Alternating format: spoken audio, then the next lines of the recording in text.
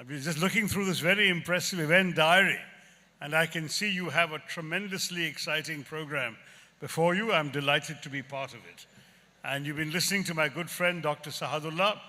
As you know, he's a pioneer in setting up the Kerala Institute of Medical Sciences Hospital here, which is a highly respected, highly popular place in this city, as well as in other places. I had the pleasure of inaugurating his hospital in Bahrain about 15 years ago. So there's a lot that he's doing in this field, and I hope that those of you who are in the field of medicine will have found him extremely instructive to listen to. I'm here to speak very briefly to you about the broader picture, and then I'll take some questions from those of you who have any questions to ask. Essentially, the world is looking at a very interesting transformation. It's a cliche to say that the pace of change through technology is extremely rapid, even dizzyingly so, because that's a cliche we've all heard before. But it's absolutely true that the speed of change has actually accelerated with each passing year.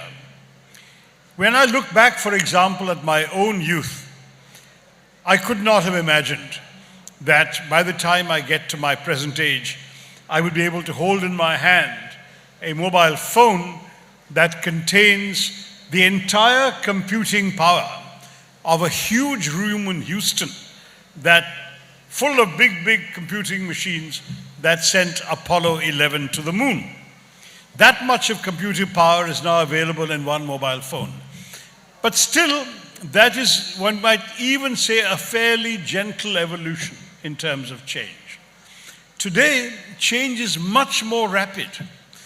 To give you a stark illustration of how rapid that change is, let me point to the fact, since you're all professional students, that there is a report by the 𝗧𝗵𝗶𝗿𝘂𝗃 School, the report's a couple of years ago, that says that by 2030, 30% of the jobs in the world in 2030 will be jobs that do not exist today. Now think for a minute what that means. These are jobs that don't exist because the tasks for which those jobs are required have not been invented yet. But the scholars at the 𝗧𝗵𝗶𝗿𝘂𝗃 School are convinced that given the speed of change and of new innovation, there will be new jobs created that we could not have imagined when they were writing the report. So they confidently predict that by 2030, 30% of the jobs in the world will be jobs that do not exist today. Now, how do you all as professional students prepare yourselves for jobs that don't exist? The short answer is you can't. You study what is already known. That's not logical, that's common sense. But while you're studying what is already known, while your textbooks are teaching you what they have been able to establish from the past, you must be conscious that literally everything you are studying could be out of date by the time you graduate and have to practice it. It's a slightly appalling realization, but it is amazingly true. And in these circumstances, one of the things that I constantly say to teachers whenever I address groups of faculty, of teachers, of administrators, I tell them, please do not teach the young people what to think. Teach them how to think. This is a very important distinction. What to think is the old way of learning, where we crammed our mind full of facts and figures and dates and formulae, essentially because that was what we thought learning was all about. Learning was about filling our minds, whereas in fact, in the 21st century, we don't need a well-filled mind. Why don't we need a well-filled mind? Because literally anything you don't know or can't remember, you can find out with one click of Google. And ultimately in the real world, that's what people are doing. So we don't need a well-filled mind. What do we need? We need a well-formed mind. What is a well-formed mind? A well-formed mind is one that when confronted with unfamiliar facts, unfamiliar problems, ideas and thoughts that we have never come across before, we are not intimidated by them. We feel confident that we have a pathway to understanding them and to deciding how best to use them and to approach the problems they represent. A well-filled mind is one that can recite facts and figures and dates, can apply existing formula. A well-formed mind is one that can find solutions to problems it has not studied before. And the world needs the latter, the world does not need the former. Increasingly, we are seeing that machines are able to do what only human beings could do. I'll tell you a story which will illustrate the point. It's a true story. Around the turn of the century, a new field of professional activity was born called medical transcription. The American equivalents of people like Dr. Sahadullah, sitting in America, had a problem. They would see their patients all day, then they would have to dictate their notes about these patients to their secretaries. The secretaries would then have to type them up, and having typed them up, would then return them to the doctor, who would have to find the time to correct them. The secretary would make mistakes because she's not a trained doctor. On top of that, there would also be the fact that the secretary, being human, is entitled to leave, is entitled to overtime, might suddenly have an emergency that calls her away.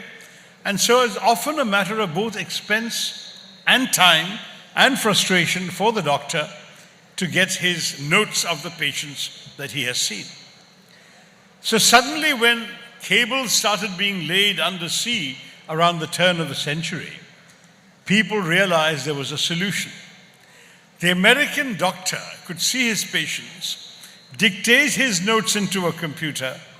They could be zinged across overnight while he slept to India, where young Indians with some modicum of medical professional training would receive them, put their headphones on, and type up the notes. And they would zing them back to America when their day was finished, so that the American doctor would wake up the next morning, come to work, and all his notes would be available before him. It was a win-win situation, or so people thought. The American doctor got it much cheaper because he was paying only Indian wages. The Indians were getting a job that didn't exist before. They were typing up notes for American doctors that wasn't possible to do before the internet cables were laid and technology made it possible. So both sides said, what a great discovery of the 20th century. The American is saving money and time, the Indian is earning a new income, and both sides were happy. Medical transcription became a boom industry. We had a lot of companies being established, particularly places like Chennai. Lots of companies were established, young people getting jobs. They were taking out car loans and home loans, thinking this job is going to keep them secure for a long time to come. But within less than 10 years, the entire business collapsed. Do you know why? Very simple. No one had anticipated the invention of artificial intelligence-enabled voice recognition software. With voice recognition software, the doctor could simply speak into the computer, and the computer would show him on the screen exactly what he was saying.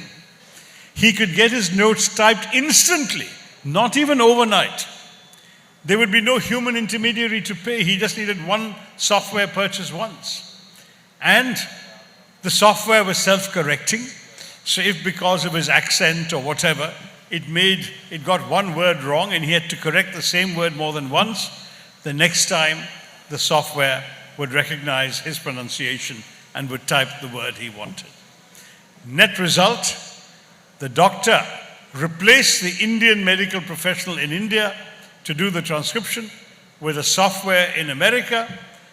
The end of medical transcription as a business, all these companies in India collapsed. I'll give you a second shorter example.